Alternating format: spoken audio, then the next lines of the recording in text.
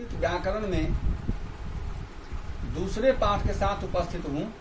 इससे पहले हमने स्वर संधि को संपन्न कर दिया और स्वर संधि के बाद अब मैं व्यंजन संधि शुरू कर रहा हूँ। व्यंजन संधि के संबंध में कहा जाता है कि जब व्यंजन के साथ स्वर या व्यंजन के मेल से विकार उत्पन्न होता है तो उसे व्यंजन संधि कहते हैं। तो इसका अर्थ यह है कि प्रथम पद के अंत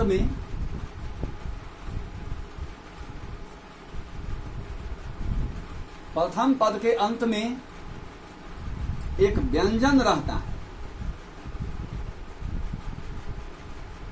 प्रथम पद के अंत में एक व्यंजन रहता है, जबकि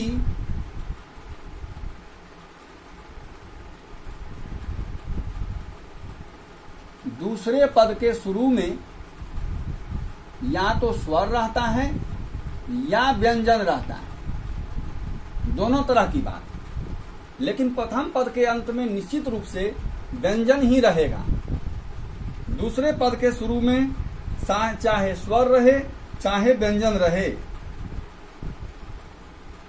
अब उदाहरण देखिए, जैसे लताम जोर प्रति। अब देखना यह है कि लताम के अंत में म हलंत है जो एक व्यंजन है, और प्रति का पहला अक्षर प है, वह भी एक व्यंजन है। और यहाँ पर विकार के रूप में ये म अनुस्वार में बदल जाएगा और शब्द बन जाएगा लताम प्रति।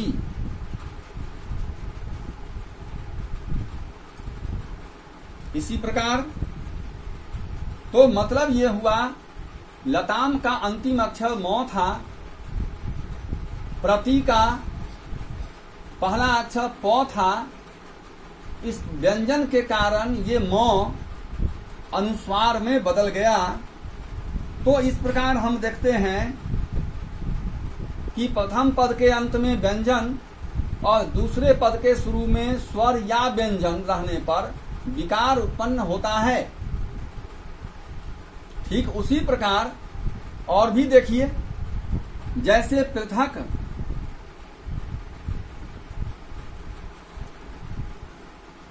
जोर उच्यते।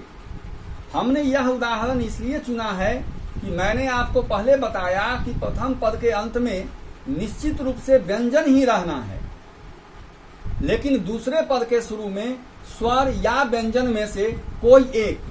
तो यहाँ देखा जा रहा है कि प्रथम पद के अंत में क है जो एक व्यंजन है। प्रथम पद के अंत में क है जो एक व्यंजन है, जबकि दूसरे पद के शुरू में उ है जो एक स्वर है। इस कारण से क का परिवर्तन ग में हो जाता है।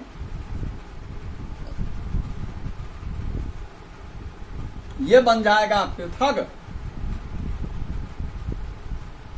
जोर उच्यते। ये बन जाएगा पृथक जोर उच्यते। अब ग के ऊपर ये उकार लग जाएगा और शब्द बन जाएगा पृथक उच्यते। तो इन दो उदाहरणों से यह बात स्पष्ट हो जाती है कि प्रथम पद के अंत में रह सकता है व्यंजन, केवल व्यंजन, जबकि दूसरे पद के शुरू में स्वर या व्यंजन में से कुछ भी रहने पर विकार उत्पन्न होता है, और इसी को हम व्यंजन संधि कहते हैं।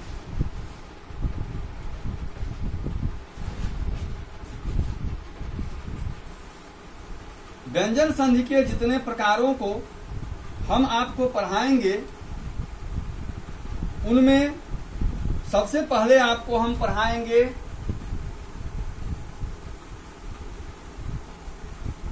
मोनुस्वारः, जिसमें होगा म का परिवर्तन अनुस्वार में।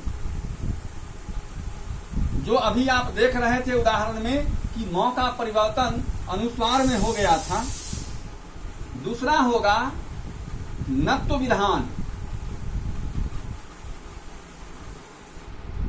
नत्व विधान के अंतर्गत आप देखेंगे कि तवर्गी नौ जो है वह टवर्गी नौ में बदल जाता है। मतलब ये कि री र मूर्धन्य स और बाद में नौ रहने पर टवर्गी नौ बन जाएगा। जैसे राम जो अयन रामायण होता है, आप देखते हैं रामायण में टवर्गी नौ है अंत में, तो वह नत्व विधान है। नत्व विधान के बाद अब तीसरा जो आपको हम पढ़ाएंगे वो होगा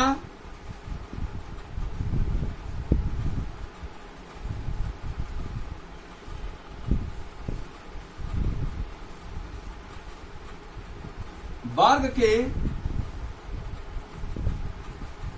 प्रथम वर्ण का तृतीय वर्ण में परिवर्तन।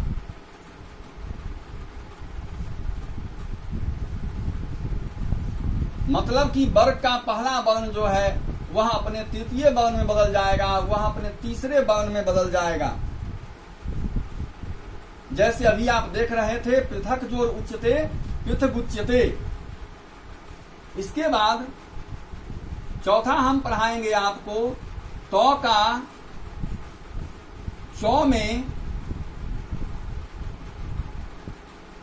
परिवर्तन। और पांचवा कि तो का लौ में परिवर्तन। तो इस प्रकार स्पष्ट हो गया कि यही पांचों व्यंजन के प्रकारों को आपको पढ़ना है, जिसे हम अगले क्लास में अगले वर्ग में देखेंगे। That's all.